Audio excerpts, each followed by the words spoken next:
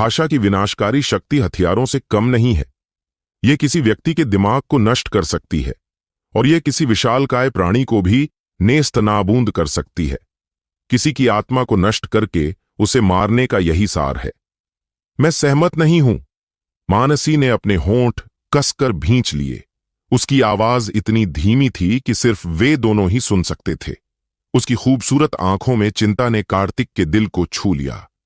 युवा मास्टर कार्तिक, आपका निर्णय क्या है? लोहित ने अपने हाथ में पंखा खोला। उसकी आंखों में गहरी हत्या की तीव्र इच्छा चमक रही थी।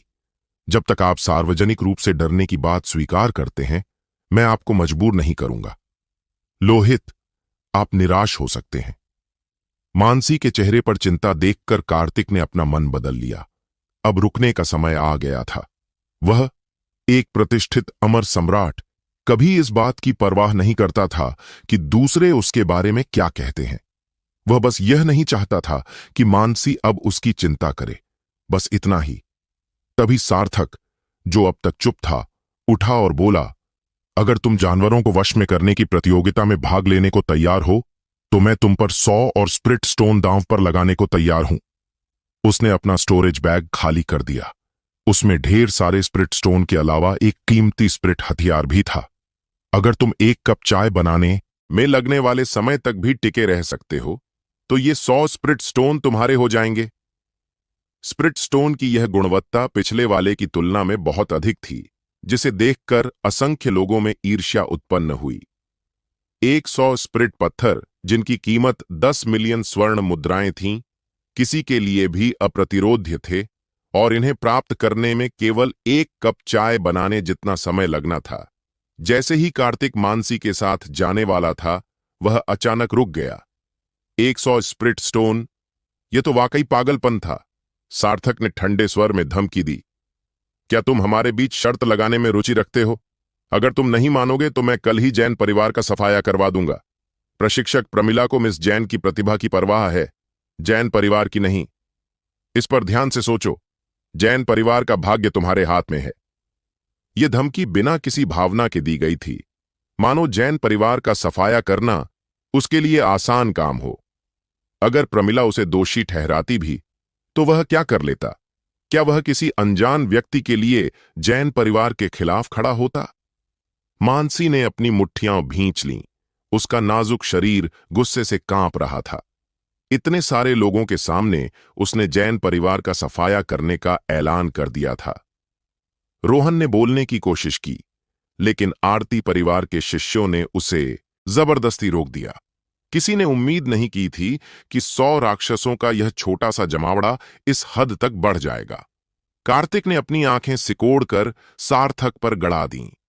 1 घंटे पहले वे दोनों जान के दुश्मन बन गए थे। बहुत अच्छा, कार्तिक की आवाज गहरी थी। तुमने मुझे भड़काने में कामयाबी हासिल कर ली है। मैं तुम्हारी शर्तें मान लेता हूं, लेकिन तुम्हें नहीं पता कि आज के शब्दों ने जिनेश परिवार के लिए अंतहीन विनाश के बीज बो दिए हैं। अगर 1 साल के अंदर जिनेश परिवार का नाश नहीं हुआ तो मैं आत्महत्या कर लूंगा। 1 साल के अंदर जिनेश परिवार को बर्बाद करने की सार्वजनिक रूप से कसम खाना, कितना दुस्साहस भरा बयान। मानसी की खूबसूरत आंखों में हैरानी के भाव थे। सार्थक की आंखों में भयानक हत्या की नीयत चमक रही थी। वह दौड़कर कार्तिक को तुरंत मार डालना चाहता था।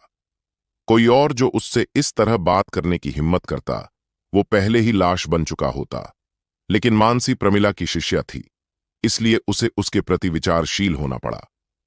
कार्तिक की कसम पर किसी ने यकीन नहीं किया। उन्होंने इसे मजाक समझा। जिनेश परिवार को खुलेआम भड़काना मौत को दावत देना था।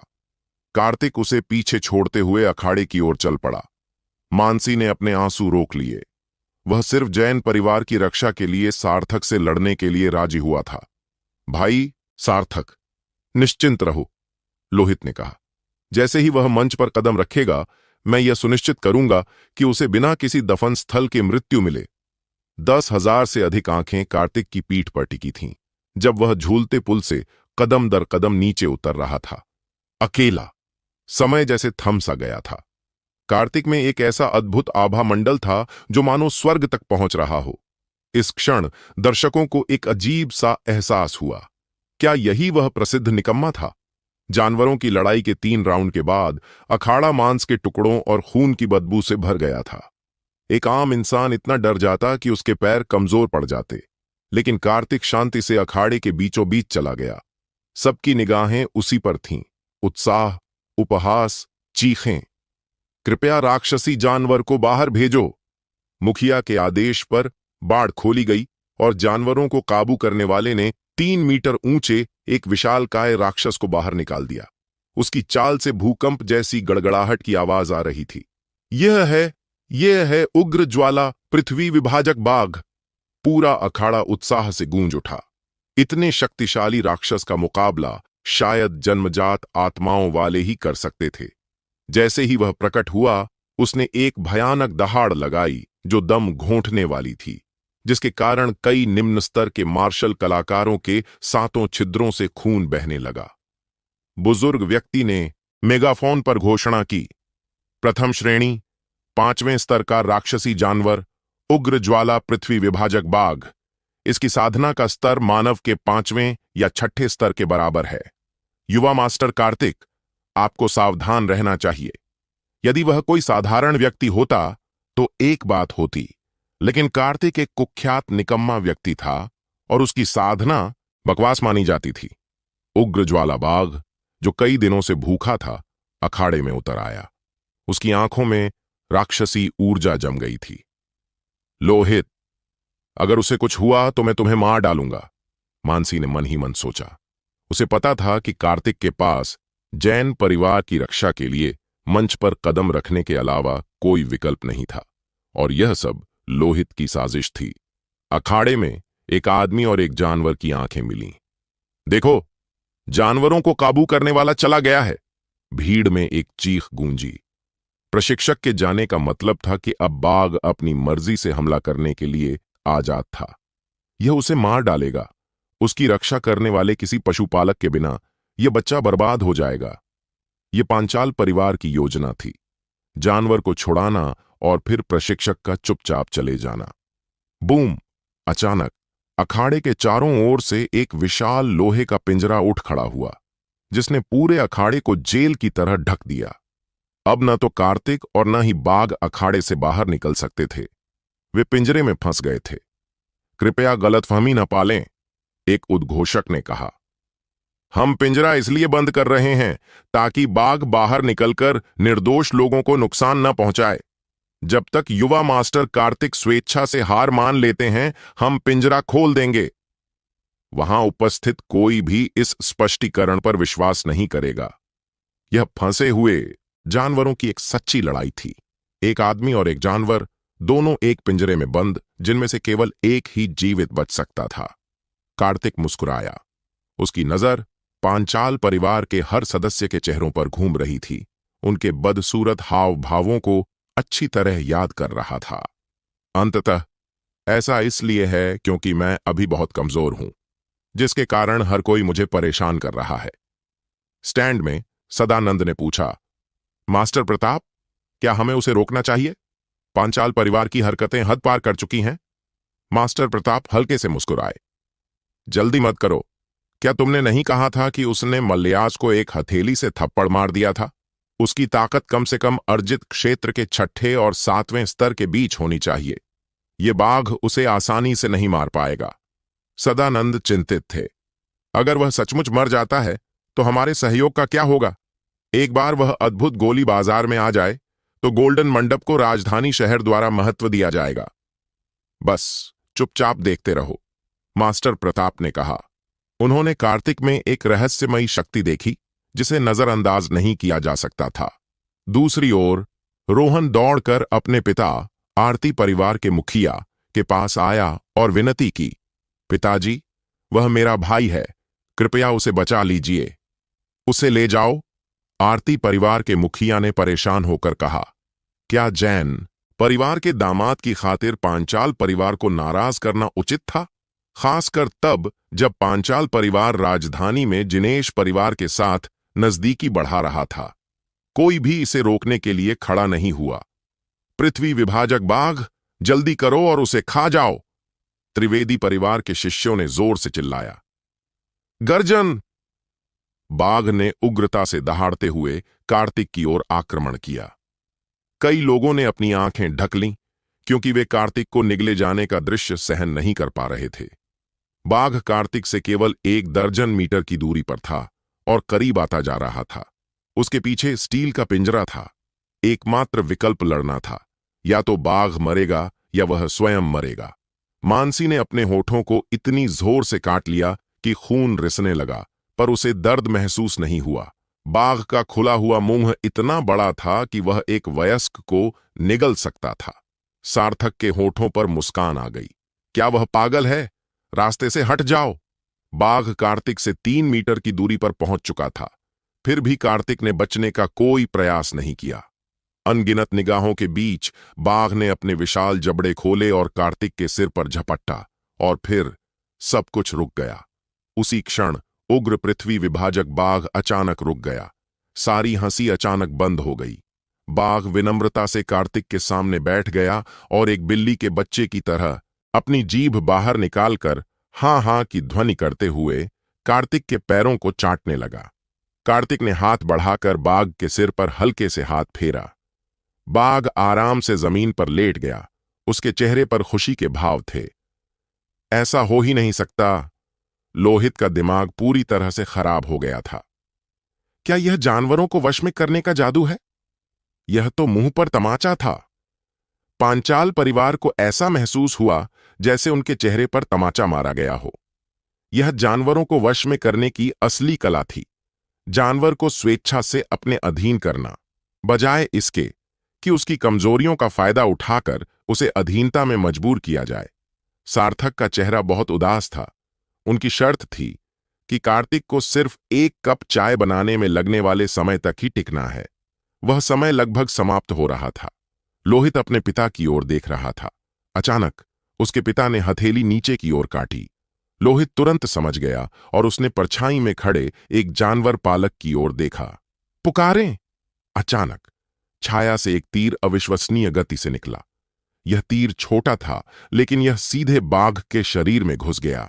बाघ दर्द से कराहता हुआ उठा और गुस्से से दहाड़ने लगा। उसकी आंखें अचानक लाल हो गईं और उसका स्वभाव हिंसक हो गया। जिस जगह तीर लगा था, वहां से एक अजीब सी गैस रिस रही थी। कार्तिक बहुत करीब था और वह जानी पहचानी खुशबू उसके नथुनों में घुस गई। मतिभ्रमकारी पाउडर। उसकी आंखें सिकुड़ गईं। यह वही गंध थी। वेश्यालय में जिन लोगों ने उसे मारने की कोशिश की थी, वे भी पांचाल परिवार से ही थे। बाहरी शक्ति से प्रेरित होकर बाघ की चेतना विलुप्त हो गई और उसका साम्राज्य बढ़ता ही जा रहा था। उसकी साधना का स्तर प्रथम श्रेणी के 7वें स्तर तक पहुंच गया। निकम्मा, आखिरकार मरने वाला है, लोहित ने खुशी से सोचा। बाघ पहले से 10 गुना अधिक शक्तिशाली बल के साथ कार्तिक की ओर बढ़ा। वे कार्तिक से केवल 2 मीटर की दूरी पर पहुंच चुके थे। बचने के लिए बहुत देर हो चुकी थी। महत्वपूर्ण क्षण में कार्तिक ने अपनी कमर पर फंसे छोटे चाकू के हत्थे पर अपना दाहिना हाथ दबाया। ठंडी रोशनी की एक चमक हवा में दिखाई दी और एक पल में गायब हो गई। उग्र ज्वाला पृथ्वी विभाजक बाघ का शरीर अपनी जगह पर स्थिर रहा, अभी भी गोता लगाने की मुद्रा में, लेकिन गतिहीन। Tick tock, tick tock. Kartik के छोटे चाकू की नोक से खून अखाड़े पर टपकने लगा। क्लैंग! बाघ का विशाल सिर अचानक गिर पड़ा। धड़ाम से लुढ़कता हुआ कार्तिक के पैरों पर आ गिरा। एक ही वार में उसकी गर्दन, जो पानी की बाल्टी जितनी मोटी थी, काट दी गई। अखाड़े में मौत जैसा सन्नाटा छा गया। उन्होंने एक प्रथम श्रेणी 7वें स्तर के राक्षसी जानवर को मार गिराया था। मानसी ने अपने छोटे से हाथ से अपना मुंह ढक लिया। उसकी आंखें आश्चर्य और खुशी से भरी हुई थीं। लोहित और सार्थक अचानक उठ खड़े हुए। वे पूरी तरह से अचंभित थे। कार्तिक ने अपनी आवाज में बर्फीली ठंडक के साथ कहा, पांचाल परिवार, 1 महीने के भीतर मैं यह सुनिश्चित कर दूंगा कि आप सभी का भाग्य इस बाघ जैसा ही हो। उसने अपनी लंबी तलवार उठाई और वार किया, जिससे उसके सामने रखा लोहे का पिंजरा टुकड़े टुकड़े हो गया। वह अपना सिर ऊंचा करके बाहर निकल गया। तुम कूड़े के टुकड़े हो। तुम आज मैदान से जिंदा नहीं निकल पाओगे। लोकेश ने एक भयावह चाल चली और पांचाल परिवार के कई शिष्य कार्तिक को मारने के इरादे से बाहर निकल पड़े। मरना! जैसे ही कार्तिक अखाड़े से बाहर निकला, उसकी हत्या की नीयत साफ दिखाई दे रही थी। वहां दौड़े हुए 12 लोग ठीक से देख भी नहीं पाते थे कि एक ठंडी रोशनी उनके शरीर में घुस गई और उनके सिर उड़ गए। अर्जित क्षेत्र का 8वां स्तर भी एक ही वार में मारा गया। कचरा कौन है? वह हर कदम पर एक व्यक्ति को मारता था और 12 कदम पीछे छोड़ता था 12 लाशें। हर व्यक्ति को एक ही वार में मार दिया जाता था, एक सामूहिक आह भरी हवा में। जिस कचरे की वे बात कर रहे थे वह मृत्यु के देवता की तरह था। वर्षों तक कार्तिक ने अनगिनत तिरस्कारपूर्ण निगाहों और उपहास को सहन किया था, लेकिन आज हर किसी के चेहरे पर एक जोरदार तमाचा पड़ा। पांचाल परिवार के शिष्यों की लाशों के ऊपर से कदम बढ़ाते हुए वह सीधे स्टैंड की ओर बढ़ा और सार्थक और लोहित के पास गया। अपने हाथ की एक झपट्टा से मेज पर रखे सभी 100 स्पिरिट स्टोन लाल कपड़े में लपेटे गए, एक बंडल में बांधे गए और उसकी पीठ पर लटका दिए गए। तुम कूड़े के टुकड़े! पांचाल परिवार के एक शिष्य को मारने की तुम्हारी हिम्मत कैसे हुई? लोहित सदमे से उभर गया और उसने कार्तिक पर हथेली से वार किया। लोहित, तुमने हिम्मत की है आगे बढ़ने की। मानसी लड़खड़ा गई। उसने अपनी जन्मजात आत्मा को बुलाकर कार्तिक का रास्ता रोक दिया, जिससे कार्तिक का दिल गर्म हो गया। वह अभी भी उसकी परवाह करती थी। सैकड़ों पांचाल परिवार के शिष्य और त्रिवेदी परिवार के शिष्य आगे बढ़े। दृश्य अत्यंत तनावपूर्ण था। एक महायुद्ध छिड़ने वाला था। और तब मास्टर प्रताप, जो अब तक चुप थे, अचानक खड़े हो गए। उनकी आभा मजबूत होती जा रही थी, जो आधे चरण वाले मज्जा सफाई क्षेत्र तक पहुंच गई। पैट्रियार्क पांचाल, लोकेश, क्या आप कृपया इस बूढ़े आदमी को कुछ सम्मान दे सकते हैं और उन्हें जाने दे सकते हैं? मास्टर प्रताप के आगमन से लोकेश के चेहरे पर भाव बदल गया। गोल्डन मंडप सांसारिक मामलों से दूर रहता था। वह एक निकम्मे की खातिर पांचाल परिवार का विरोध क्यों करेगा? किसी भी परिवार के दीर्घकालिक विकास के लिए गोलियों की आपूर्ति के बिना काम नहीं चल सकता, और गोल्डन मंडप ने कांगड़ा शहर के गोली उद्योग पर लगभग एकाधिकार कर लिया था। केवल कार्तिक ही सच्चाई जानता था। उसकी मृत्यु का मतलब था कि मास्टर प्रताप भी मर जाएगा। प्रताप को अपनी गंभीर बीमारी के इलाज के लिए कार्तिक की स्वर्गीय आत्मा की गोली के सूत्र की आवश्यकता थी। मास्टर प्रताप, मुझे स्पष्टीकरण दीजिए। लोकेश ने गहरी सांस ली। कार्तिक ने उसके सामने ही 12 शिष्यों को मार डाला था। मास्टरवान, मैं विशेष बातें नहीं बता सकता, प्रताप ने धूर्तता से कहा। 1 महीने तक उसे मत छुओ।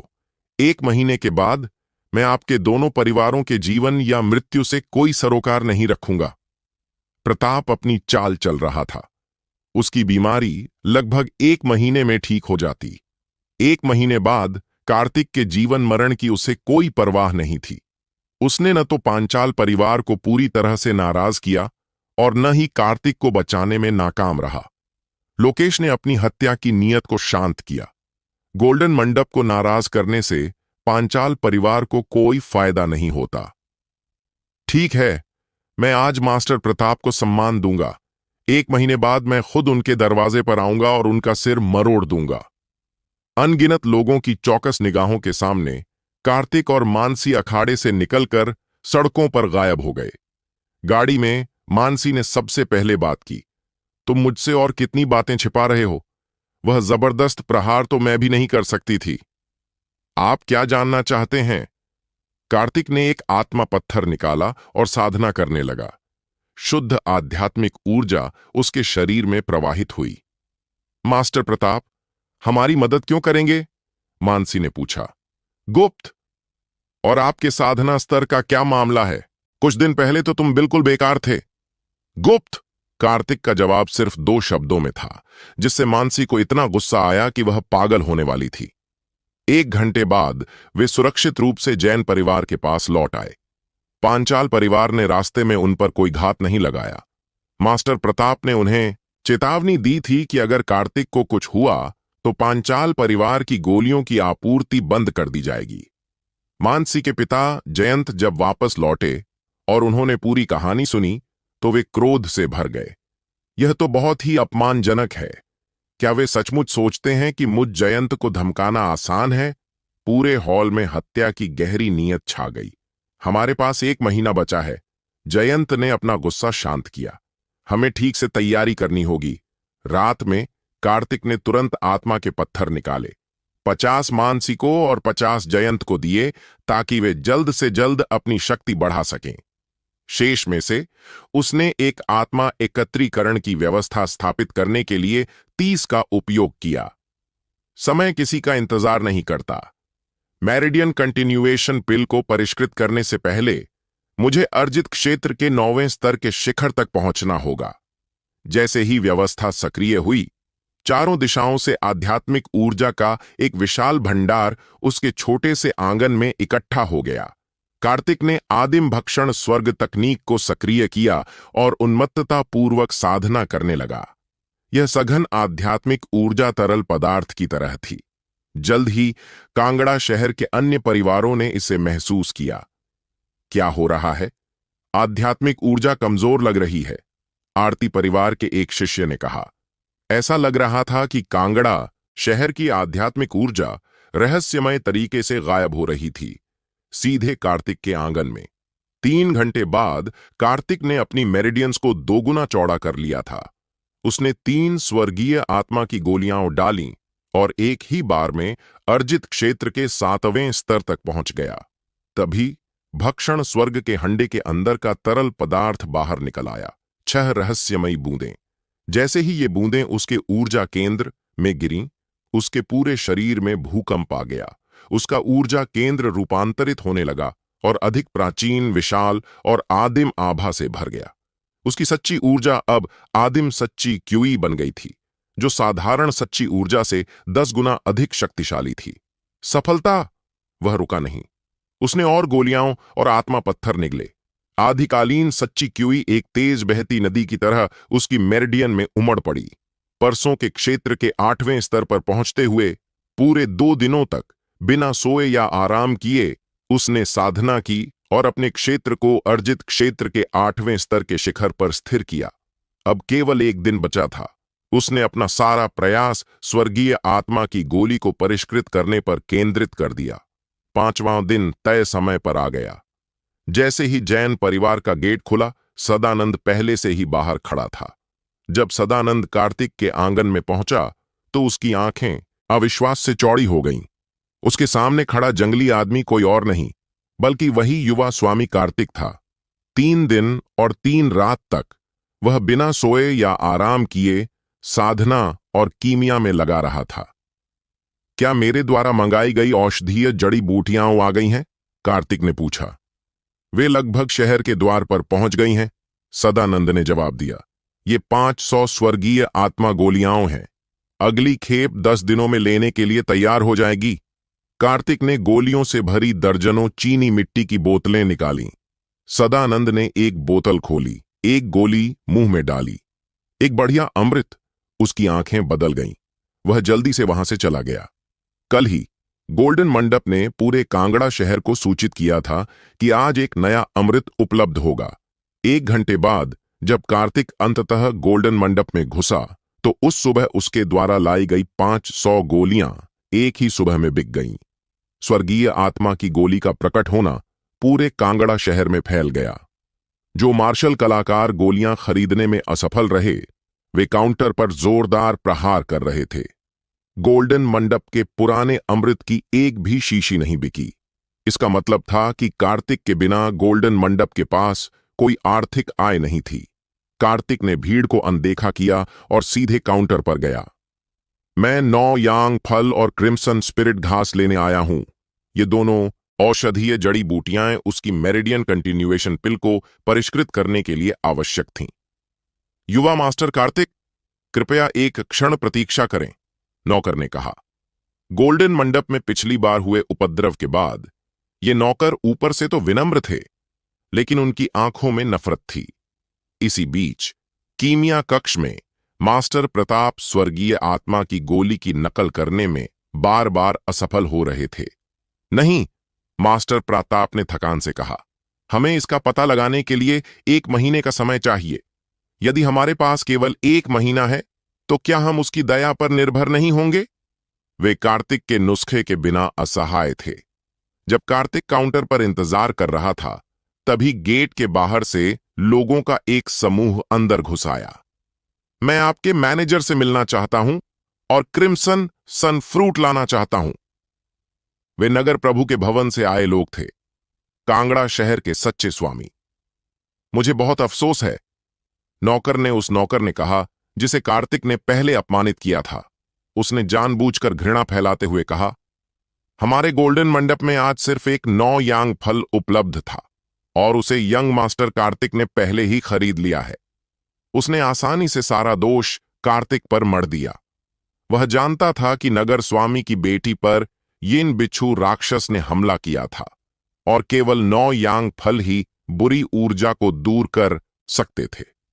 नगर प्रभु के भवन में सभी की निगाहें कार्तिक की ओर मुड़ गईं। अग्रणी व्यक्ति कमांडर अहमद आगे बढ़ा। वह एक अर्धचरणीय जन्मजात लोक साधक था। मुझे परवाह नहीं है कि आप कौन हैं, 9 यांग फल सौंप दें और हमारा सिटी लॉर्ड का भवन इसे 2 गुनी कीमत पर खरीद लेगा। कार्तिक को यह आज्ञाकारी स्वर पसंद नहीं आया। मेरिडियन रिन्यूअल पिल को परिष्कृत करने के लिए आधा फल पर्याप्त था। अगर वे विनम्रता से पूछते तो वह आधा देने पर विचार कर सकता था, बिक्री के लिए नहीं। कार्तिक ने 2 ठंडे शब्दों में स्पष्ट इनकार कर दिया। तुम्हारी हिम्मत है कि तुम नगर प्रभु के भवन को अस्वीकार कर दो? वह आदमी गुस्से से आग बबूला हो गया। कमांडर अहमद, आइए इस विषय पर बातचीत करें। मैनेजर ने बीच बचाव करने की कोशिश की। हट जाओ, कमांडर ने मैनेजर को एक थप्पड़ मारा। कमांडर, एक पहरेदार ने कहा, उसके साथ शब्दों को क्यों बर्बाद कर रहे हो? उसे मार डालो। जैसे ही वे कार्रवाई करने ही वाले थे, पीछे वाले हॉल से सदानंद प्रकट हुआ। वह कार्तिक को स्वर्गीय आत्मा की गोली के बारे में बात करने के लिए बुलाने आया था। जब उसने स्थिति को समझा तो वह एक भयंकर आंतरिक संघर्ष में पड़ गया। अभी कार्तिक मर नहीं सकता था। वह गोल्डन मंडप की कमाई का जरिया था और उनके पास वह नुस्खा था जिसकी उन्हें सख्त जरूरत थी। कमांडर अहमद, सदानंद ने अनिच्छा से कहा, यंग मास्टर कार्तिक हमारे गोल्डन मंडप के अतिथि हैं। यदि आप 9 यांग फल चाहते हैं तो आप आज ऑर्डर दे सकते हैं और यह 5 दिनों में वितरित किया जाएगा। एक आमंत्रणपूर्ण इशारा करते हुए कार्तिक कमांडर अहमद और उसके आदमियों को पीछे छोड़ते हुए पिछले हॉल में चला गया। टकराना! कमांडर ने गुस्से में काउंटर पर जोर से मुक्का मारा, जिससे वह टुकड़े टुकड़े हो गया। वे गोल्डन मंडप पर धावा बोलने की हिम्मत नहीं कर सके। चलो, बाहर जाकर इंतजार करते हैं। जैसे ही यह बच्चा आएगा हम तुरंत 9 यांग फल छीन लेंगे। निजी कमरे में मास्टर प्रताप ने कार्तिक का अभिवादन किया। युवा मास्टर कार्तिक, 500 स्वर्गीय आत्मा गोलियां कुल 10 लाख स्वर्ण मुद्राओं में बिकी। ये 5 लाख आपकी हैं।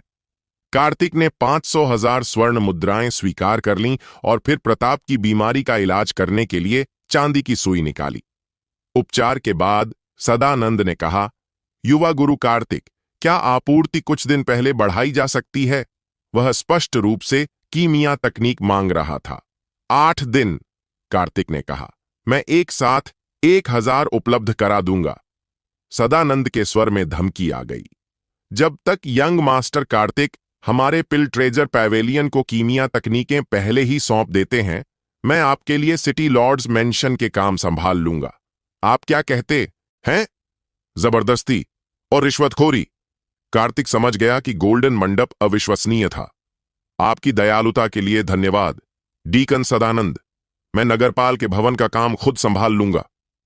यह कहकर वह खड़ा हो गया और बाहर निकल गया। उसे जल्द से जल्द जन्मजात क्षेत्र में पहुंचना था। जैसे ही वह गोल्डन मंडप से बाहर निकला, भीड़ ने फुसफुसाया, यह बच्चा ज्यादा दिन नहीं जिएगा। इसने नगर प्रभु के भवन को अपमानित किया है। गोल्डन मंडप से जैन परिवार के पास लौटते हुए वह एक सुनसान इलाके से गुजरा। जैसे ही उसने उस इलाके में कदम रखा, 1 दर्जन से ज्यादा लोग परछाई से निकल आए। कमांडर अहमद और उसके पहरेदारों ने उसे घेर लिया। 9 यांग फल मुझे सौंप दो और मैं तुम्हें शीघ्र मृत्यु दे सकता हूं। तुम कूड़े के टुकड़े हो। दाईं ओर के एक गार्ड ने, जो अर्जित क्षेत्र के 7वें स्तर पर था, कार्तिक के चेहरे पर थप्पड़ मारने के लिए अविश्वसनीय गति से हमला किया। हट जाओ! इससे पहले कि वह कार्तिक के पास पहुंच पाता, एक रहस्यमयी बड़ा पैर अचानक प्रकट हुआ और उसे लात मार दी। वह टूटी हुई डोर वाली पतंग की तरह मलबे के ढेर में जा गिरा। कार्तिक ने उसे मारा नहीं। इस समय नगर प्रभु के भवन से दुश्मनी मोल लेना उचित नहीं था। तुम मौत को बुला रहे हो? बाकी 9 पहरेदार गुस्से से चेहरे बिगाड़ते हुए अपने हथियार लहराए और कार्तिक पर वार करना शुरू कर दिया। कार्तिक का दाहिना हाथ खंजर पर दबा और अचानक एक सुंदर चाप बना। हवा में खून के फव्वारे छूटे। 9 पहरेदार अचानक वहीं जम गए। उनकी गर्दन पर एक साथ ठंडक महसूस हुई। उन्होंने हाथ बढ़ाकर अपनी गर्दनें छुईं तो पाया कि उनकी हथेलियां खून से सनी हुई थीं। यह तो बस एक सबक है, कार्तिक ने कहा। अगर तुमने दोबारा मुझ पर हाथ उठाने की हिम्मत की तो मैं तुम्हारी गर्दनें काट दूंगा। एक ही वार से 9 लोगों पर एक साथ वार हुआ और उनकी गर्दन पर एक पतला सा घाव हो गया। यह अद्भुत नियंत्रण का प्रदर्शन था। कमांडर अहमद की आंखें सिकुड़ गईं। अफवाहें हैं कि जैन परिवार का दामाद निकम्मा है, लेकिन आज मुझे सच पता चल गया। उसके मन में हत्या की तीव्र इच्छा जाग उठी। अपनी कलाई के एक झटके से उसका नरम चाबुक हवा में सीटी बजाता हुआ सीधे कार्तिक के चेहरे पर गया। पीछे हटने के बजाय कार्तिक आगे बढ़ा। लगातार 7 सितारे छोड़ते हुए वह लगातार 7 कदम चलते हुए कमांडर अहमद के सामने प्रकट हुआ। तुम बहुत धीमे हो। मार्शल आर्ट की दुनिया में सफलता पाने का एकमात्र तरीका गति ही है। कार्तिक की तलवारबाजी ने गति को उसकी सीमा तक पहुंचा दिया। उसका शरीर हवा में उछला और कमांडर अहमद के पीछे उतर गया। कमांडर अहमद डर गया। युद्ध कौशल के लिहाज से उसके 10 लोग मिलकर भी कार्तिक की एक उंगली के बराबर नहीं होंगे। दुश्मन की ओर पीठ करने का मतलब था कि उसने पूरी तरह से पहल खो दी थी। वह एक घातक प्रहार से बचने की कोशिश में आगे झुक गया। अगर कार्तिक उसे मारना चाहता तो वह पहले ही लाश बन चुका होता। छोटी तलवार जोर से नीचे गिरी। कमांडर अहमद को अपनी पीठ में ठंडक महसूस हुई। उसे लगा जैसे उसका शरीर 2 टुकड़ों में बट गया हो। वह धड़ाम से घुटनों के बल गिर पड़ा। काफी देर इंतजार करने के बाद उसने महसूस किया कि वह अभी भी होश में है। उसने अपनी पीठ को छुआ। उसके कपड़े फटे हुए थे और चिकनी त्वचा दिखाई दे रही थी। वह संघर्ष करते हुए अपने पैरों पर खड़ा हुआ और पीछे देखा। कार्तिक पहले ही जा चुका था। आखिरी वार तलवार की शक्ति से हुआ था, जिससे केवल उसके कपड़े फटे थे और उसे यह भ्रम हुआ कि उसका शरीर 2 टुकड़ों में बंट गया है। कार्तिक जैन परिवार आ गया जब वो मुख्य हॉल से गुजर रहा था। कई नौकर डर से कांपते हुए सहम गए। पिछले कुछ दिनों में नौकर कार्तिक के साथ बहुत विनम्र रहे थे, लेकिन आज वे सब अजीब व्यवहार कर रहे थे, चुपचाप और जल्दी जल्दी चल रहे थे। युवा स्वामी, स्वामी ने आपको तुरंत मुख्य हॉल में बुलाया है। बटलर दौड़ता हुआ आया। उसने कई बार कार्तिक को खोजा, पर वह उसे नहीं मिला। वह मुख्य हॉल की ओर प्रबंधक के पीछे पीछे गया और जैसे ही उसने अंदर कदम रखा, कई जोड़ी आंखें उस पर टिक गईं। उनमें से एक, जो तीर की तरह चुभ रही थी, बेइंतहा आक्रामक थी। तुरंत ही एक जबरदस्त आभा उस पर छा गई जो उसे दबाने की कोशिश कर रही थी। यह सीधे उसकी आत्मा पर हमला था। एक साधारण व्यक्ति अपनी आत्मा के इस दमन से भयभीत हो जाता, लेकिन कार्तिक शांत और संयमित रहा। आत्मिक शक्ति का उपयोग उससे बेहतर भला कौन समझता था। नमस्कार ससुर जी। मुख्य हॉल में प्रवेश करने पर 3 आकृतियां दिखाई दीं। जयंत, उसके ससुर, मानसी और एक मध्यम आयु वर्ग की सुंदर महिला। उस महिला की आंखों से एक तीखी, शत्रुतापूर्ण निगाह निकली। कार्तिक पूरी तरह से हक्का बक्का रह गया। उसे जरा भी नहीं लगा कि वह उसे जानता है। वे पहले कभी मिले ही नहीं थे। वह अचानक इतनी तीखी दुश्मनी क्यों दिखा रही थी? कार्तिक, तुम आ गए। जल्दी से सीनियर प्रमिला का अभिवादन करो।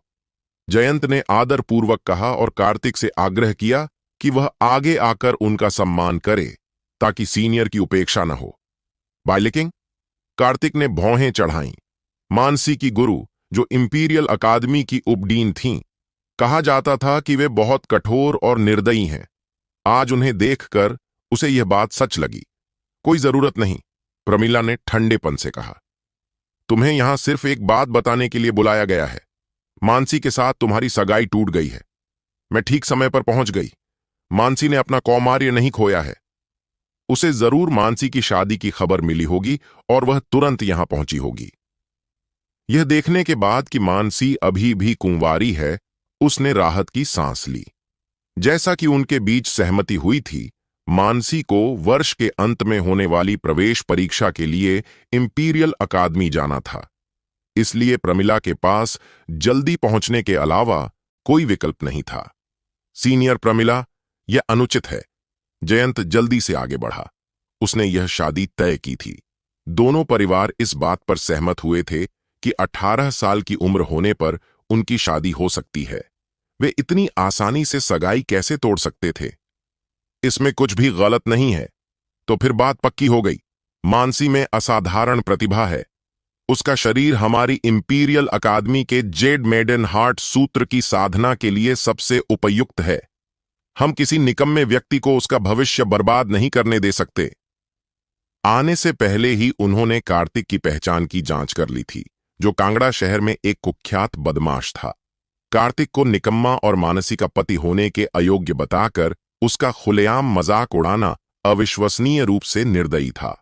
यह उन दोनों को जबरन अलग करना था। पूरी प्रक्रिया के दौरान कार्तिक ने एक शब्द भी नहीं कहा, लेकिन वह इसका मतलब समझ गया। वह बस खुद को बेकार समझ रहा था, मानसी को पीछे धकेल रहा था और उसके उज्जवल भविष्य को बर्बाद कर रहा था। उसने मानसी को देखते हुए सोचा, यह जानना महत्वपूर्ण था कि यह प्रमिला का विचार था या उसका अपना। क्या तुम भी यही सोचती हो? कार्तिक की स्पष्ट निगाहें मानसी के खूबसूरत चेहरे पर पड़ीं, क्योंकि वह उसके जवाब का इंतजार कर रहा था। मानसी का चेहरा पीला पड़ गया। उसने कभी उम्मीद नहीं की थी कि उसकी मालकिन ऐसा कुछ कहेगी। उसने कार्तिक के साथ अपने वैवाहिक रिश्ते से कभी इनकार नहीं किया था और उसने कभी नहीं सोचा था कि एक दिन वह सगाई तोड़ देगी। उसे लगा कि यह ठीक है। इससे न तो उसके पिता का वचन भंग होता है और न ही उसकी साधना में बाधा आती है। दोनों के बीच संबंध संतुलित रहते हैं और सभी शांति से रहते हैं। मैं नहीं चाहती थी। मानसी उथल पुथल की स्थिति में थी। वह कार्तिक की नग्न और ज्वलंत आंखों से नजरें नहीं मिला पा रही थीं, जिससे वह पूरी तरह से हतप्रभ रह गई। यह जवाब बिल्कुल वैसा ही था जैसा कार्तिक को उम्मीद थी। सारे विचार उसके सामने बैठी उस खूबसूरत महिला के थे और वही थी जिसने उनके विवाह समझौते में जबरदस्ती दखलंदाजी की थी। तुम्हें अब मानसी से पूछने की जरूरत नहीं है। आज से तुम पति पत्नी नहीं हो। प्रमिला के हाथ में एक विवाह अनुबंध प्रकट हुआ। दबाते ही अनुबंध अनगिनत टुकड़ों में बिखर गया और जमीन पर बिखर गया। मास्टर, नहीं। मानसी ने उसे रोकने की कोशिश की, लेकिन बहुत देर हो चुकी थी। उसके गालों पर 2 साफ आंसू बह निकले। कार्तिक ने अपनी मुट्ठियां भींच लीं, अपनी भावनाओं पर काबू पाने की कोशिश कर रहा था। इस दुष्ट औरत ने मानसी के साथ उसकी सगाई तोड़ दी थी। हालांकि वे असल में पति पत्नी नहीं थे, फिर भी नाम के लिए वे पति पत्नी थे, जो उसकी गरिमा को कुचलने के बराबर था। अगर सगाई टूटनी भी थी तो इसका प्रस्ताव मानसी को रखना चाहिए था, न कि उसे। सब कुछ बहुत तेजी से हुआ। जयंत इसे रोकना चाहता था, लेकिन बहुत देर हो चुकी थी। प्रमिला मज्जा शुद्धि क्षेत्र के शिखर पर थी। उसकी शक्तिशाली आभा पूरे हॉल में फैल गई और कार्तिक हवा में उड़ गया। तुम नीच चुड़ैल! कार्तिक जमीन पर घुटनों के बल गिर गया। उसके मुंह के कोने से खून बह रहा था। एक दिन मैं तुम्हें घुटनों के बल बैठकर यह स्वीकार करवाऊंगा कि आज तुमने जो कुछ भी किया वह गलत था। उसे खुद से नफरत हो रही थी कि वह इतना कमजोर है, अपनी सगाई भी नहीं निभा पा रहा है और जबरदस्ती उससे नाता तोड़ लिया गया है। मानसी के प्रति उसकी भावनाएं विशेष रूप से गहरी नहीं थीं। यह सम्मान का मामला था जिसे बेरहमी से कुचला गया था। तुमने मेरा अपमान करने की हिम्मत की। मेरा विश्वास करो, मैं तुम्हें अभी एक ही वार में मार डालूंगी। उसके जैसी शक्तिशाली हस्ती के लिए अर्जित क्षेत्र के साधक को मारना चींटी को कुचलने जैसा था। एक भयानक तूफान ने हथेली का निशान बनाया जो कार्तिक के सिर पर आकर गिरा। एक बार जब वह गिर गया तो मौत निश्चित थी। मालिक, कृपया उसे मत मारो। मानसी अचानक प्रमिला के सामने घुटनों के बल बैठ गई और उसे कार्तिक को न मारने की विनती करने लगी। मैं आज मानसी की खातिर तुम्हारी जान बख्श दूंगी, लेकिन अब से तुम कूड़े का एक टुकड़ा बन जाओगे। उसकी आस्तीन के एक झटके से ऊर्जा समाप्त हो गई और कार्तिक के सिर पर दबा हुआ हथेली का निशान गायब हो गया। पफ! मुंह से खून ठूकते हुए कार्तिक की आंखें किसी प्राचीन क्रूर जानवर की तरह चमक उठीं। वह आज की घटनाओं को याद रखने के लिए दृढ़ संकल्पित होकर खड़ा हो गया। सीनियर प्रमिला, क्या यह बहुत ज्यादा नहीं हो रहा है? जयंत अब और नहीं देख सकता था। मानसी उसकी बेटी थी और उसके दिल में कार्तिक को लंबे समय से अपना बेटा माना जाता था। एक पिता होने के नाते वह इस बात से बहुत दुखी था कि हालात इतने बिगड़ गए थे। ज्यादा? प्रमिला ने व्यंग्य किया। क्या तुम सचमुच अपनी बेटी को पूरी जिंदगी एक निकम्मे के साथ बिताते देखना चाहते हो? उसने उसका मजाक उड़ाया, यहां तक कि मानसी के पिता के प्रति भी कोई सम्मान नहीं दिखाया। यह प्रमिला थी जिसे शाही अकादमी की महिला राक्षस के रूप में जाना जाता था। आप मानसी की मालकिन हैं और मुझे आपका सम्मान करना चाहिए, लेकिन उनकी सगाई जबरदस्ती तोड़ना बहुत बड़ी बात है। बच्चों के मामले खुद ही सुलझने चाहिए, हमारे दखल से नहीं। जयंत ने जो कहा उसमें कुछ भी गलत नहीं था। बुजुर्गों को युवा पीढ़ी के मामलों में हस्तक्षेप नहीं करना चाहिए। तुम मुझे सिखा रहे हो कि चीजें कैसे की जाती हैं। पूरे हॉल में हड्डियां कंपा देने वाली ठंड छा गई थी, लेकिन उसकी आंखों में केवल मानसी थी।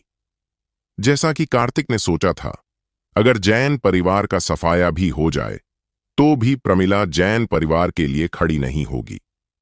उसका यही मतलब था, क्योंकि वह प्रमिला के चरित्र को अच्छी तरह समझता था। ससुर जी, अब और कुछ कहने की जरूरत नहीं है। आज उसने जो कुछ खोया है उसे मैं भविष्य में 10 गुना करके वापस पाऊंगा और उन्हें बताऊंगा कि उनका आज का फैसला कितना मूर्खतापूर्ण था। कार्तिक ने अपने ससुर को बीच में रोकते हुए कहा कि वे बात करना बंद करें। मुझे आशा है कि मैं वह दिन देख सकूंगी। प्रमिला ठंडी हंसी। 18 साल की उम्र में वह अभी तक जन्मजात आत्मा के दायरे में नहीं पहुंचा था। अगर उसे शाही अकादमी में रखा जाता तो उसे कचरा समझा जाता। हॉल में सन्नाटा छा गया, कोई भी नहीं बोला। मानसी अपनी जगह पर लौट आई, उसका चेहरा पीला पड़ गया था। मुझे खेद है, मेरा ऐसा करने का इरादा नहीं था। मानसी कार्तिक के पास गई। उसकी आवाज मुश्किल से सुनाई दे रही थी, उसकी आंखों में आंसू आ गए थे और उसने अपने होंठ काट लिए, अपनी सिसकियों को रोकने की कोशिश कर रही थी। इससे तुम्हारा कोई लेना देना नहीं है। इंपीरियल अकादमी जाओ और लगन से साधना करो। ज्यादा देर नहीं है जब मैं तुम्हें ढूंढने आऊंगा और इस बूढ़ी डायन को बताऊंगा कि उसने आज जो कुछ भी किया वह कितना बेतुका और अज्ञानतापूर्ण था। कार्तिक ने मानसी को दिलासा देते हुए कहा कि वह दबाव महसूस न करे। यह सिर्फ एक विवाह अनुबंध था और इसे फाड़ने का मतलब यह नहीं है कि उनके बीच यह पूरी तरह से खत्म हो गया है। जैसे ही उसने बोलना खत्म किया, प्रमिला की हत्या की नीयत और तेज हो गई। उसने अपनी हत्या की नीयत दबा ली। वह सचमुच कार्तिक को थप्पड़ मारकर मार डालना चाहती थी। मास्टर, वह बहुत अच्छी इंसान है, कृपया उसे बूढ़ी डायन मत कहिए। प्रमिला मानसी से बहुत प्यार करती है, लेकिन बाहरी लोगों के प्रति ठंडी और निर्दयी है। अच्छा, कार्तिक ने व्यंग्य किया। साधना का अर्थ इच्छाओं से मुक्त होना और अपने सच्चे स्वरूप की खोज करना होना चाहिए। यह विचार कि 7 भावनाओं और 6 इच्छाओं को त्याग कर कोई महान ताओ के शिखर तक पहुंच सकता है, पूरी तरह हास्यास्पद है। प्रमिला द्वारा 7 भावनाओं को बुझाने वाली हृदय विधि की साधना ने उसके व्यक्तित्व में भारी बदलाव ला दिया था, जिससे वह एकाकी और उदासीन हो गई। कार्तिक एक ही नजर में उसकी असलियत समझ गया, जिससे प्रमिला की नजर झरीले कांटे की तरह सीधे कार्तिक पर पड़ गई। उसे कैसे पता चला? देर हो रही है। मानसी, अपना सामान पैक करो और मेरे साथ कांगड़ा शहर छोड़ दो, ताकि हम अकादमी में अपनी पढ़ाई जल्दी शुरू कर सकें और बहुत सारी कक्षाएं छूटने से बच सकें। उन्होंने अधीरता से कहा। वे अब एक क्षण भी कांगड़ा शहर में नहीं रुकना चाहती थीं तथा जितनी जल्दी हो सके इंपीरियल अकादमी वापस जाना चाहती थीं। सीनियर प्रमिला, आप कुछ और दिन जैन परिवार के घर पर क्यों नहीं रुकते? मैं एक अच्छा मेजबान बनने की पूरी कोशिश करूंगा। खैर, वह मानसी की मालकिन है और जयंत को अभी भी उसके साथ अच्छे संबंध बनाए रखने की जरूरत है। आज की घटनाओं ने कार्तिक को सबसे ज्यादा चोट पहुंचाई है। कोई बात नहीं, शायद किसी और समय। जल्दी करो और तैयार हो जाओ। मैं शहर के फाटक के बाहर तुम्हारा इंतजार करूंगी। प्रमिला के बोलने के बाद उसका शरीर टिमटिमाया और जैन परिवार को छोड़कर मुख्य हॉल से गायब हो गया। मुख्य हॉल में सिर्फ वे तीनों ही बचे थे। जयंत ने एक व्यंग्यात्मक मुस्कान दी, कार्तिक के कंधे पर थपथपाया और एक कड़वी मुस्कान प्रकट की। ससुर जी, मुझे कुछ काम है, इसलिए मैं अब वापस जाऊंगा। उसे किसी दिलासे की जरूरत नहीं है। कार्तिक की पीछे हटती हुई आकृति को देखते हुए जयंत ने एक लंबी आह भरी। मानसी, कार्तिक पिछले कुछ दिनों में बहुत बदल गया है और उसकी साधना में भी काफी सुधार हुआ है। अपनी सगाई आसानी से मत तोड़ो, समय सब कुछ साबित कर देगा। जयंत ने गंभीरता से कहा कि उन्होंने अनगिनत लोगों को देखा है और पिछले कुछ दिनों में कार्तिक के परिवर्तनों को देखा है। पिताजी, मुझे पता है। मानसी ने सिर हिलाया। अखाड़े का दृश्य उसे बहुत प्रभावित कर गया था। वह सचमुच बदल गया था। अब वह शांत था, उसकी नजरों में समझदारी थी और उसके कामों में स्थिरता थी। एकेडमी में पहुंचकर पूरी लगन से पढ़ाई करना और सबकी उम्मीदों पर पानी मत फेरना। पारिवारिक मामलों की चिंता मत करना, मार्लिनी और मैं उन्हें संभाल लेंगे, जयंत ने गंभीरता से कहा। अपने घर वापस आकर कार्तिक कुछ देर कमरे में बैठा विचारों में डूबा रहा। उसने एक गहरी सांस ली और उसकी आंखों में एक दृढ़ निश्चयी चमक चमक उठी। एक छोटी सी बाधा मेरे आत्मविश्वास को नहीं तोड़ सकती। मैं मेरिडियन रीजनरेटिंग पिल को परिष्कृत करना जारी रखूंगा। नगर प्रभु का भवन। कमांडर अहमद एक घुटने के बल बैठ गया। उनके सामने बैंगनी रंग का लबादा पहने एक अधेड़ उम्र का आदमी खड़ा था, जिसके चेहरे पर गंभीर भाव थे। शहर के स्वामी, आपको हमारे साथ न्याय करना होगा। हम सभी उस छोटे जानवर द्वारा धोखा खा गए हैं। वह बिल्कुल भी बेकार नहीं है। नगर स्वामी के भवन का प्रतिष्ठित प्रथम श्रेणी का रक्षक शोकाकुल नाक भौं सिकोड़ते हुए फटे पुराने कपड़ों में लौटा, जबकि अन्य रक्षकों की गर्दन पर घाव थे। दूसरे पक्ष ने दया दिखाई थी। क्या आप जो कह रहे हैं वह सच है? कांगड़ा शहर के स्वामी, जिनका वास्तविक नाम पुरुषोत्तम है, 20 वर्षों से कांगड़ा शहर का प्रबंधन कर रहे थे। यह बिल्कुल सच है। वे सभी इसकी गवाही दे सकते हैं। मुख्य हॉल के बाहर 10 गार्ड घुटने टेक कर बैठे थे, जो अंदर जाने के लिए अयोग्य थे। उनके दाहिने हाथ उनकी गर्दन को ढके हुए थे। यह एक शर्मनाक बात थी। पिता, पर्दे के पीछे से एक पुरुष और एक महिला निकले। महिला जवान थी, लगभग 20 साल की, जबकि पुरुष 50 साल से ऊपर का, टेढ़ी नाक और भयंकर रूप वाला। उस महिला का नाम सुमन था, जो पुरुषोत्तम की सबसे छोटी बेटी थी। उसने 2 साल पहले इंपीरियल अकादमी में दाखिला लिया था। उसके बगल में खड़ा बूढ़ा आदमी रुपेश कुमार था, जो इंपीरियल अकादमी में एक वरिष्ठ प्रशिक्षक था। उसका दर्जा प्रमिला जितना ऊंचा तो नहीं था, लेकिन कम भी नहीं था। जो लोग किसी गुरु के शिष्य बन सकते हैं, वे सभी असाधारण रूप से प्रतिभाशाली होते हैं। इंपीरियल अकादमी के अधिकांश छात्रों को अपनी साधना पर ही निर्भर रहना पड़ता है। मजबूत पृष्ठभूमि के समर्थन के बिना अकादमी में कोई भी प्रगति करना कठिन है। सुमन, तुम्हारे शरीर में बुरी ऊर्जा कैसी है? पुरुषोत्तम ने चिंता से पूछा। उसकी अभिव्यक्ति बदल रही थी। अब मैं बिल्कुल ठीक हूं। मुझे गुरु का शुक्रिया अदा करना है कि उन्होंने राजधानी से इतनी दूर आकर मुझे ये 9 यांग फल लाए। सुमन ने रुपेश कुमार को प्रणाम करते हुए कहा। घर लौटते समय वह प्रशिक्षण के लिए सनसेट माउंटेन गई और एक शक्तिशाली यिन बिच्छू राक्षस ने उस पर हमला कर दिया। उसे यिन बुराई ने झड़ दे दिया था और केवल सबसे शक्तिशाली यांग ऊर्जा वाली दवा ही उसे ठीक कर सकती थी। एक ओर उन्होंने कांगड़ा शहर में सबसे शक्तिशाली और यांगटोन वाली औषधीय जड़ी बूटियों की खोज के लिए लोगों को भेजा, और दूसरी ओर वे अपने स्वामी रूपेश कुमार को यह बताने के लिए दिन रात राजधानी शहर की ओर दौड़े। बुरी आत्माओं को अंततः दूर कर दिया गया था और कुछ दिनों के आराम के बाद वह ठीक हो जाएंगी। प्रोफेसर रूपेश, आपका बहुत बहुत शुक्रिया। मैं आपका तहे दिल से शुक्रिया अदा करता हूं। मैं आज रात प्रोफेसर रूपेश के स्वागत में एक भव्य भोज का आयोजन करूंगा। पुरुषोत्तम ने झट से झुककर प्रणाम किया। कांगड़ा शहर के स्वामी के रूप में वह मज्जा सफाई क्षेत्र के केवल पहले स्तर पर थे, जो अभी भी इंपीरियल अकादमी के प्रशिक्षकों से नीच था। भगवान पुरु बहुत दयालु हैं। सुमन अस्वस्थ है और उसके स्वामी के रूप में मैं निश्चित रूप से चुपचाप नहीं रह सकता। सम्मान पाकर रूपेश कुमार बहुत खुश हुए। वह अपनी दाढ़ी सहला रहे थे, बिल्कुल एक साधु जैसे लग रहे थे। पिताजी, मुझे निकम्मा कहने का आपका क्या मतलब था? सुमन का जन्म ही आकर्षक रूप, रंग और फिनिक्स जैसी आंखों के साथ हुआ था। वह ज्यादा बदसूरत तो नहीं थी, लेकिन उसके गालों की हड्डियां पतली थीं और उसके होंठ पतले चाकू जैसे थे, जिससे वह एक तीखी जुबान वाली और मतलबी इंसान लगती थी। कमांडर अहमद ने जल्दी से घुटनों के बल बैठकर दिन भर में हुई सारी बातें बताईं। सुमन की आंखों में आश्चर्य के भाव थे। वह जैन परिवार के दामाद की प्रतिष्ठा से अच्छी तरह वाकिफ थी और यह देखकर हैरान थी कि लौटने के बाद पिछले 2 सालों में वह कितना बदल गया था। प्रभु नगर स्वामी, हमारे नगर स्वामी के भवन को ऐसा नुकसान कब हुआ है? यदि जैन परिवार नष्ट नहीं हुआ तो नगर स्वामी का भवन अपनी प्रतिष्ठा कैसे बनाए रख सकता है?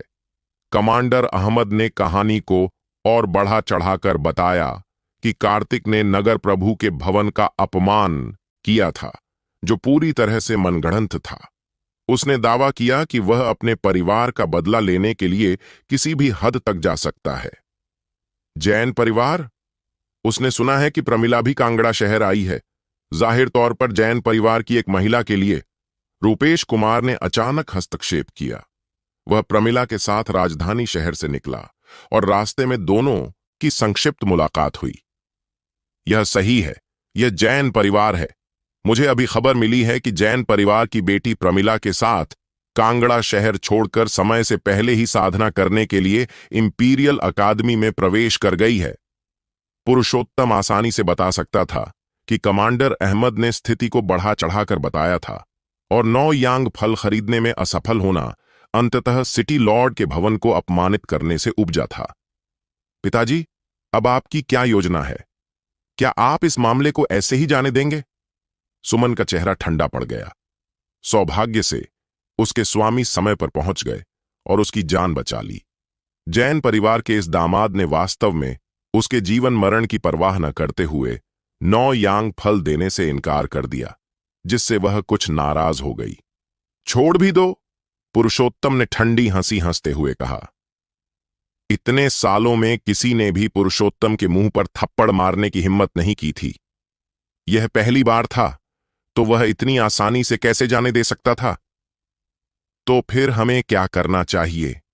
जैन परिवार की लड़की इंपीरियल अकादमी में प्रवेश कर चुकी है और उसकी देखभाल प्रमिला कर रही है। उसके परिवार को मारना अनुचित लगता है।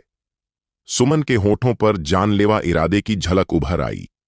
नगर स्वामी के भवन की स्थिति को कोई हिला नहीं सकता था, क्योंकि यह अकादमी में उसकी उपस्थिति से संबंधित था। केवल एक मजबूत पारिवारिक पृष्ठभूमि के साथ ही अकादमी का मूल्यांकन किया जा सकता था। 3 दिन पहले इस निकम्मे ने अखाड़े में पांचाल और त्रिवेदी परिवारों को नाराज कर दिया था। जैन परिवार को 1 महीने में कांगड़ा शहर से निकाल दिया जाएगा।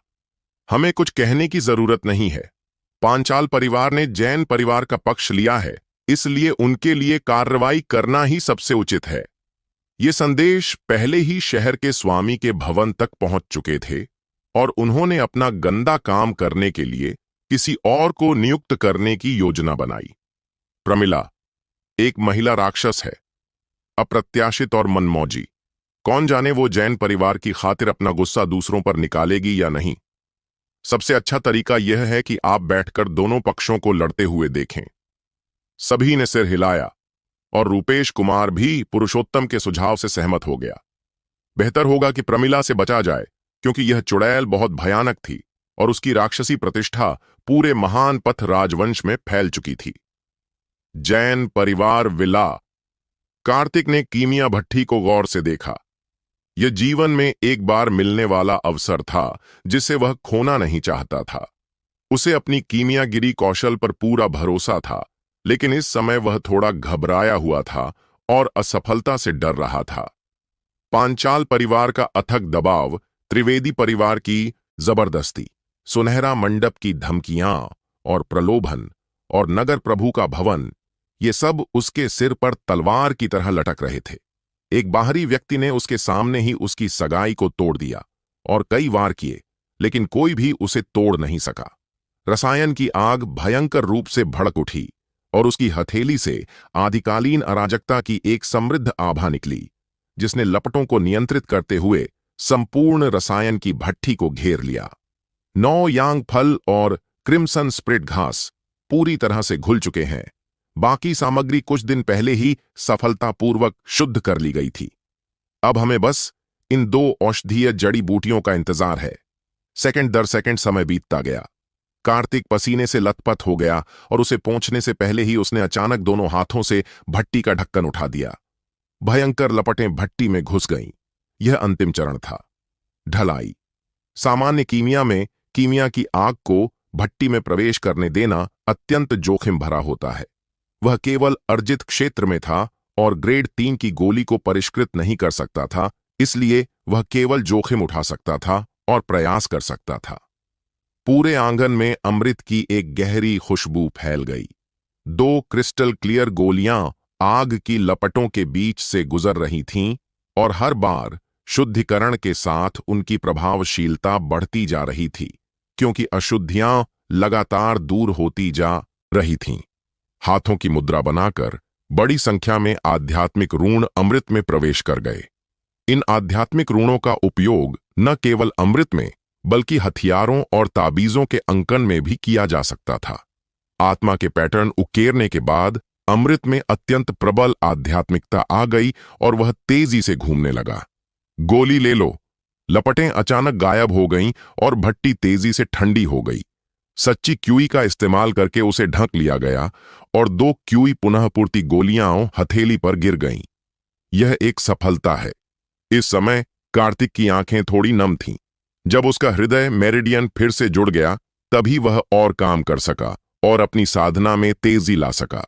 गोलियों को अपने कमरे में वापस ले जाने के बाद उसे मेरिडियन कंटिन्यूएशन पिल की मदद से इनेट दायरे में प्रवेश करने के लिए कुछ समय के लिए एकांत में जाने की आवश्यकता थी। जैन परिवार का मुख्य हॉल। प्रणीत हथियार लेकर अंदर आया। उसका चेहरा उत्साह से चमक रहा था। पिछले कुछ दिनों में हथियारों की कार्यशाला की वजह से जयंत के बाल काफी सफेद हो गए हैं। हथियारों की कार्यशाला का कारोबार दिन ब दिन बिगड़ता जा रहा है और लगभग घाटे में जा रहा है। अगर कोई बदलाव नहीं किया गया तो पांचाल परिवार की मदद के बिना जैन परिवार अपने आप ही बिखर जाएगा। गुरुजी, ये नए बने हथियार हैं, कृपया देखिए। प्रणीत 10 हथियार लेकर आया तथा रहस्य उजागर होने से बचाने के लिए उन्हें नीले कपड़े में लपेट दिया, जिससे राहगीरों को पता न चले कि वह क्या लेकर आया है। हाल ही में परिवार के खर्च में भारी कमी आई है और कई गार्डों ने जैन परिवार में अपने पदों से इस्तीफा दे दिया है और 3 अन्य परिवारों में स्थानांतरित हो गए हैं, जिससे जैन पर परिवार की स्थिति में गिरावट आई है। प्रणीत, तुमने बहुत मेहनत की है, पहले इसे यहां रखो। जयंत ने हाथ हिलाकर उसे पहले इसे नीचे रखने को कहा। हाल ही में हथियार कार्यशाला के सभी कारीगरों ने छुट्टी ले ली है, लेकिन प्रणीत अभी भी नई हथियार बनाने की तकनीकें सीख रहा है। पिछले कुछ दिनों में कई लोगों ने उसका मजाक उड़ाया है, क्योंकि उन्हें लगता है कि वह खुद को ज्यादा आंक रहा है। एक साधारण हथियार बनाने वाला प्रशिक्षु भला कौन सी उन्नत हथियार बनाने की तकनीकें विकसित कर सकता है? मास्टर, कृपया एक नजर डालें। उसके गुरु ने उसे हथियार बनाने की एक नई तकनीक सीखने के लिए 3 दिन का समय दिया था। वह लगभग बिना रुके काम करता रहा। उसकी आंखों के नीचे काले घेरे थे, लेकिन उसकी आंखें इतनी चमकीली थीं कि वह अपनी खुशी को रोक नहीं पा रहा था। जयंत पिछले कुछ दिनों से प्रणीत के प्रदर्शन पर नजर रखे हुए थे और उसे निखारने पर ध्यान दे रहे थे। वह अपनी जगह से नीचे उतरे, एक लंबी तलवार निकाली और ठंडी रोशनी की एक चमक निकली। साथ ही उसमें से तलवार की ऊर्जा की एक किरण भी निकली। यह अभी अभी इसे ठंडी हवा और तलवार की ऊर्जा को रोकने के लिए नीले कपड़े में लपेटा गया था, लेकिन जैसे ही इसे खींचा गया, इसने एक तेज आभा जारी की। कितनी तेज तलवार है! इसमें तो चेतना का अंश भी है। उसकी तलवार के एक झटके से दूर स्थित मेजें और कुर्सियां तलवार की ऊर्जा से क्षतिग्रस्त होकर टुकड़े टुकड़े हो गईं। इस तलवार की गुणवत्ता लगभग किसी आध्यात्मिक हथियार के बराबर थी। केवल 1000 परिष्कृत इस्पात ही ऐसा करतब दिखा सकता था। प्रणीत, ये हथियार कहां से आए? जयंत ने प्रणीत का कंधा पकड़ लिया। जैन परिवार इतना उच्च स्तरीय हथियार बनाना तो दूर की बात है, और उन्हें यकीन भी नहीं होता कि प्रणीत ने इसे बनाया है। मैंने पिछले 3 दिनों में इसे परिष्कृत किया है।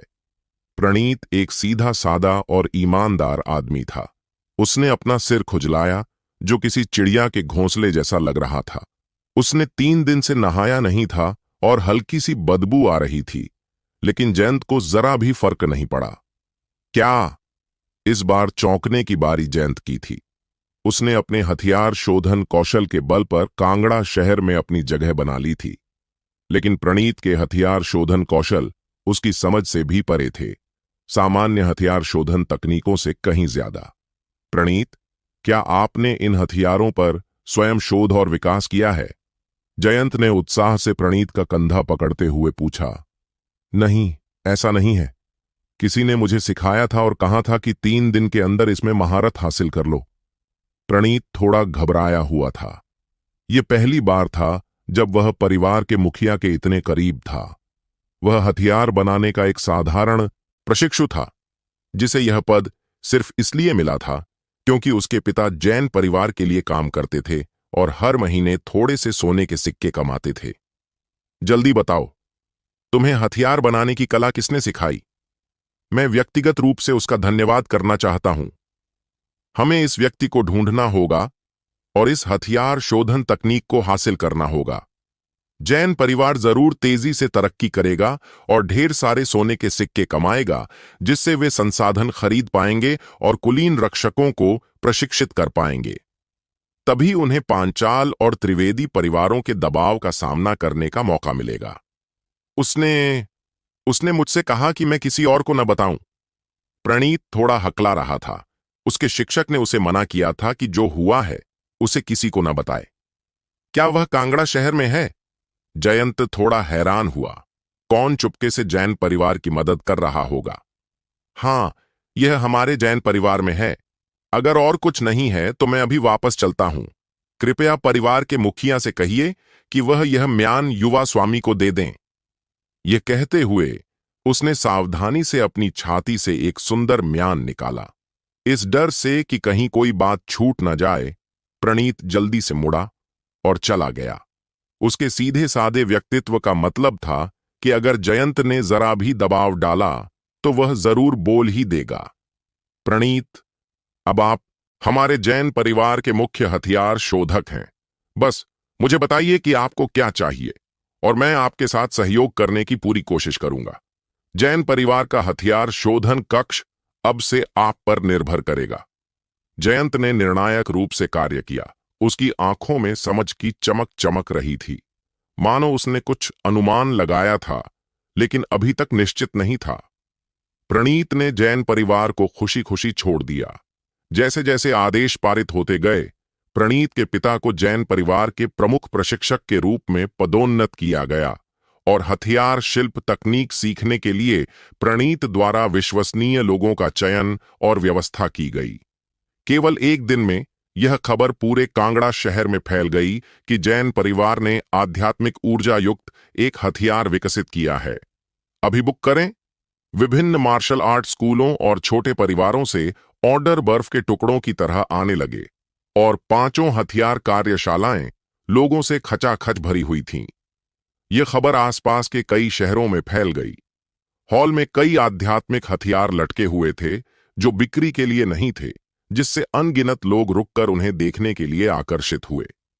पांचों हथियार कार्यशालाएं पूरी क्षमता से चल रही थीं और प्रणीत ने दिन रात हथियार बनाने में अपना सारा कौशल लगा दिया। जैन परिवार ने और भी ज्यादा हथियार बनाए। उनकी ख्याति पूरे कांगड़ा शहर में फैल गई और धीरे धीरे पूरे महान पथ राजवंश में फैलने लगी। त्रिवेदी परिवार के मुखिया महेश त्रिवेदी का चेहरा बेहद उदास था।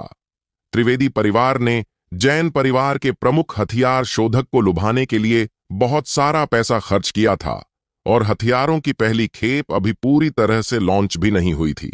अब जैन परिवार के आध्यात्मिक हथियारों के प्रकट होने के साथ त्रिवेदी परिवार का व्यवसाय उस मुकाम पर पहुंच गया था जहां किसी की भी उनमें रुचि नहीं थी।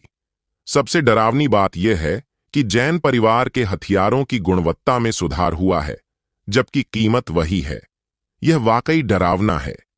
ऐसी ही स्थिति में कौन बेहतर गुणवत्ता वाली चीज नहीं चुनेगा? त्रिवेदी परिवार के हथियार जूते पहनने लायक भी नहीं है। प्रतिस्पर्धा की बात तो दूर की बात है, उन्होंने अपनी पत्नी और सेना दोनों खो दी। धत तेरी की! महेश त्रिवेदी ने क्रोध में दांत पीसते हुए अपने हाथ में पकड़ा हुआ कप जमीन पर पटक दिया। मास्टर, हमें क्या करना चाहिए? बहुत से लोग अपने ऑर्डर रद्द करने आ रहे हैं, अपनी जमा राशि भी नहीं चाहते और अपने अनुबंध फाड़ रहे हैं। त्रिवेदी परिवार पूरी तरह से अस्त व्यस्त था। उन्होंने अनगिनत संसाधन खर्च करके कई हथियार शोधन कार्यशालाएं बनाई थीं, लेकिन आधिकारिक तौर पर खुलने से पहले ही वे बंद होने वाली थीं। यह त्रिवेदी परिवार के लिए अचानक आघात जैसा था, जिससे सब स्तब्ध रह गए। यही कारण है कि कार्तिक चाहता था कि प्रणीत 3 दिनों के भीतर इसका पता लगा ले, ताकि त्रिवेदी परिवार को सांस लेने का मौका न मिले। जैन परिवार के हथियार बनाने वाले उस्ताद को पाने में बस 5-6 दिन लगते हैं। हथियारों की कार्यशाला बनाने में भी समय लगता है और हथियार बनाने में भी। जब तक आप सब कुछ व्यवस्थित कर लेते हैं, तब तक आपको पता चलेगा कि यह सब एक बड़ा मजाक है। अपना काम खत्म करने के बाद जयंत उठे और कार्तिक के आंगन की ओर चल पड़े। हथियार कार्यशाला पटरी पर है और मानसी ने साधना के लिए इंपीरियल अकादमी में प्रवेश किया है। उसे केवल कार्तिक की चिंता है। 3 दिनों तक कार्तिक घर के अंदर ही रहा और प्रबंधक द्वारा लाया गया भोजन आंगन में रखा गया। हमें हृदय मेरिडियन को ठीक करने के लिए हर संभव प्रयास करना चाहिए। इसमें कोई विचलन नहीं होना चाहिए। 3 दिन बाद अपनी शक्तिशाली आत्मिक शक्ति पर भरोसा करते हुए उसने हृदय की आखिरी मेरिडियन को फिर से जोड़ दिया। उसके शरीर के भीतर से शक्ति का एक उभार फूट पड़ा, जिससे एक गैस बन गई जो पूरे वातावरण में फैल गई। कमरे के अंदर की मेजें और कुर्सियां उलटी पड़ी थीं और जब उसकी साधना का स्तर अर्जित क्षेत्र के 9वें स्तर के शिखर पर पहुंच गया था, तब भी उसने रुकने का कोई संकेत नहीं दिखाया। उसके हाथों ने एक रहस्यमयी मुहर बना ली और आंगन के ऊपर से आध्यात्मिक ऊर्जा तेजी से घर में प्रवेश कर गई। छत के ऊपर एक विशाल भंवर दिखाई दिया, जिसके चारों ओर आध्यात्मिक ऊर्जा एक कीप की तरह घूम रही थी। जयंत के आंगन में पहुंचने से पहले ही उसके चेहरे पर भय का भाव उभर आया। पूरे जैन परिवार के परिसर से ऊपर की आध्यात्मिक ऊर्जा तेजी से उनकी ओर प्रवाहित हो रही थी। आखिर हुआ क्या था? पिछले कुछ दिनों से नौकरों ने खबर दी है कि जैन परिवार के निवास के ऊपर की आध्यात्मिक ऊर्जा रहस्यमय तरीके से गायब हो गई है। यह है। आंगन का द्वार खोलकर अंदर खड़े होने पर जयंत एक समृद्ध आध्यात्मिक आभा से घिर गया। उसकी आंखों में अविश्वास झलक रहा था। वह इस आंगन में बहुत कम आता था। पहले कार्तिक एक शरारती लड़का था और नौकर उसे नापसंद करते थे। वह इस इलाके में अकेला रहता था, इसीलिए यहां काफी शांति थी। यह बच्चा क्या कर रहा है? क्या वह जैन परिवार की सारी आध्यात्मिक ऊर्जा को खत्म करने की कोशिश कर रहा है? जयंत को संरचनाओं का कुछ ज्ञान था और वह जानता था कि इस आंगन में जरूर कुछ अजीब होगा। यहां आत्माओं को आकर्षित करने के लिए कोई रहस्यमय संरचना जरूर बनाई गई होगी। यहां तक कि आरती परिवार, जो अपनी संरचनाओं के लिए प्रसिद्ध था, शायद ऐसा नहीं कर सकता था। तब इससे भी अधिक भयावह बात घटित हुई। संपूर्ण कांगड़ा शहर की आध्यात्मिक ऊर्जा इस दिशा में एकत्रित हो रही थी तथा आध्यात्मिक वर्षा में परिवर्तित होकर जैन परिवार के आकाश पर बरस रही थी। वनस्पति की बेतहाशा वृद्धि ने पूरे कांगड़ा शहर को आश्चर्यचकित कर दिया। किसने अपनी साधना स्तर को तोड़ा और इस आश्चर्यजनक घटना को जन्म दिया? बहुत से लोग सड़क पर दिखाई दिए, जो जैन परिवार के ऊपर आकाश की ओर देख रहे थे। यह जानना चाहते थे कि जैन परिवार क्या कर रहा था, इतनी आध्यात्मिक ऊर्जा लूट रहा था। कार्तिक के कमरे से एक भयानक जन्मजात आत्मा बाहर निकली, जिससे जयंत लड़खड़ा गया। अगर हम पानी को सहज आध्यात्मिक ऊर्जा के रूपक के रूप में इस्तेमाल करें तो आम लोगों के लिए आगे बढ़ना पानी की एक बूंद के समान है, जबकि प्रतिभाशाली लोगों के लिए यह मूसलाधार बारिश के समान है। अचानक फूटी सहज आध्यात्मिक ऊर्जा किसी बाढ़ या किसी क्रूर जानवर के समान थी, जिसने आत्मा शुद्धिकरण क्षेत्र को पीछे धकेल दिया। कोई भयभीत क्यों न हो, क्या यह दायरे को तोड़ने के कारण हुआ? जयंत थोड़ा घबरा रहा था। वह दरवाजा खोलकर अंदर जाकर देखना चाहता था, लेकिन दरवाजे पर एक बोर्ड लगा था जिस पर लिखा था, परेशान न करें। यहां तक कि वह भी आसानी से अंदर जाने की हिम्मत नहीं कर पा रहा था, क्योंकि यही उसकी सफलता का निर्णायक क्षण था। यदि कोई अतिक्रमण भी करता तो कार्तिक ने तैयारी कर रखी थी। कमरे के अंदर एक भयावह व्यवस्था स्थापित कर रखी थी, ताकि जो भी अंदर प्रवेश करे वह अपना होश खो बैठे। सहज आत्मा मूसलाधार बारिश की तरह जमीन पर टूट पड़ी और एक के बाद एक गूंजती हुई लगभग मूर्त ध्वनियां उत्पन्न हुईं। अगर यह जन्मजात क्षेत्र तक पहुंच जाए तो यह सचमुच असाधारण होगा। वह आंगन से बाहर निकल गया और कुछ जानकारी लीक होने से रोकने के लिए कई आदेश जारी किए, जिसमें यह तथ्य भी शामिल था कि कार्तिक ने इनेट दायरे में सेंध लगाई थी। जाने से पहले उसने आंगन की ओर देखा। जमीन पर ढेर सारी औषधीय जड़ी बूटियां बिखरी पड़ी थीं। जो पहले सिर्फ एक अनुमान था, अब उसके मन में पुष्ट हो गया था। क्या यह संयोग था कि